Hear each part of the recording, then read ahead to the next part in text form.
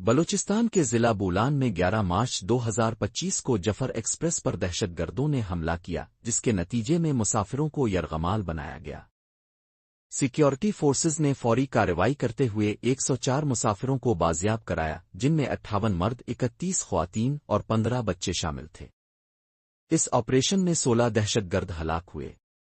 بعد ازاں 14 مارچ 2025 کو D G I S P R lieutenant general Ahmed Sharif Chaudhry نے ایک اہم پریس کانفرنس کی، جس میں انہوں نے حملے کے دوران بھارتی میڈیا کی جانب سے جعلی اے آئی ویڈیوز اور دہشت گردوں کی پروپیگنڈا ویڈیوز دکھانے کی نشاندہی کی۔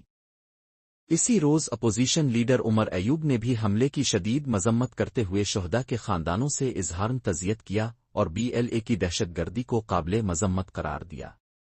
اس واقعے کے بعد وزیر اعظم شہباز شریف نے وزیر اعلیٰ بلوچستان سرفراز بگٹی سے رابطہ کیا اور حملے کی تازہ ترین صورتحال پر بریفنگ لی۔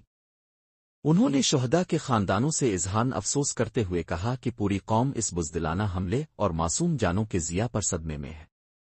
پاکستان تحریک انصاف نے بھی اس سانحے پر تشویش کا اظہار کرتے ہوئے وزیر داخلہ اور وزیر دفاع کو عوامی کٹہرے میں کھڑا کرنے کا مطالبہ کیا۔ اس حملے کے بعد سیکیورٹی فورسز نے علاقے میں کلیئرنس آپریشن جاری رکھا اور دہشت گردوں کے گرد گھیرا تنگ کرتے ہوئے مزید 80 یرغمال مسافروں کو بحفاظت رہا کروایا۔ یہ واقعہ ملک کی سیکیورٹی صورتحال پر گہرا اثر ڈالتا ہے اور عوام میں تشویش کی لہر دوڑ گئی ہے۔